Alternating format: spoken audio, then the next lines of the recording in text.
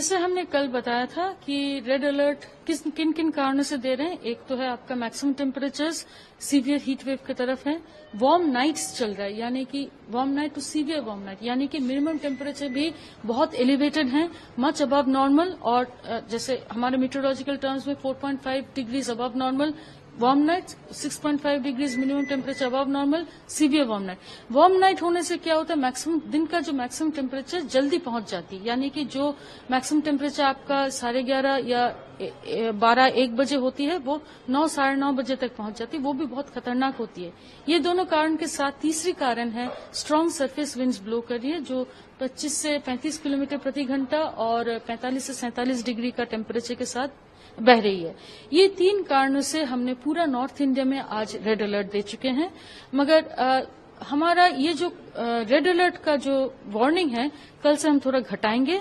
Mainly एक पश्चिम विक्षोभ आ रहा है वेस्ट की तरफ, जिसके चलते हमारा जो north western Himalayan region, Punjab, Haryana, इन सभी राज्यों में थोड़ा अरेबियन सी से मॉइस्चर आ रही है, जिसके चलते आज शाम से ही थोड़ा बादल और थोड़ा बारिश का भी उम्मीद है नॉर्थ वेस्ट इंडिया में।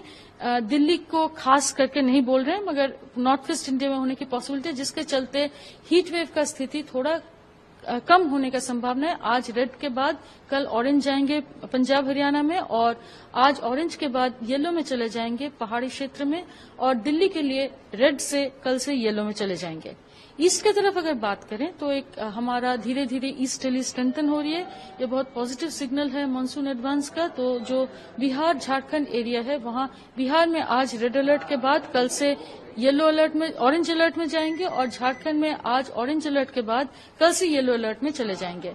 ये इसलिए जा रहे क्योंकि ह्यूमिडिटी थोड़ा पेनिट्रेट करेगा ईस्ट इंडिया में, तो इसके चलते थोड़ा बादल और बारिश होने का भी पॉसिबिलिटी है, तो हीट वेव डिक्रीज करेगा। मगर जो कोर हीट वेव का जोन है उत्तर प्रदेश, यहाँ दोनों तरफ से ही बहुत ज्यादा सिग्नल नहीं मिल रहा है कि हीट वेव का स्थिति कम होने का। यहाँ अगले 3 से 4 दिन तक रेड अलर्ट जारी रहेगी। उसके बाद धीरे धीरे जब ईस्टर्ली पेनिट्रेट करेगा तो पहले ईस्ट यूपी फिर वेस्ट यूपी में थोड़ा टेम्परेचर गिरने की संभावना है।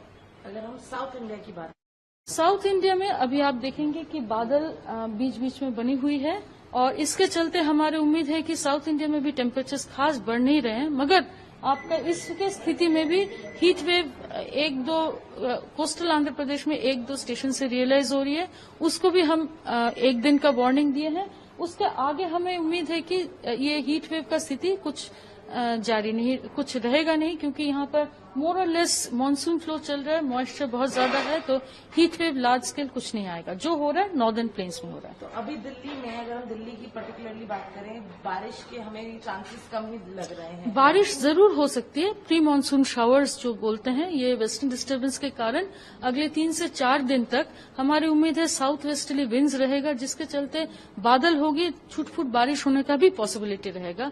ये बहुत, जिसके चलते हम इतना हीट वेव को रिड्यूस कर रहे हैं, वो क्लाउडिंग और थोड़ा बहुत रेन का भी है। और ये जो उमस भरी गर्मी जिसको आपको डिस्कम्फर्ट महसूस हो रही है, वो यही सिग्नेचर दे रहे हैं कि आपका मॉइस्चर इस एरिया में बढ़ रहा है।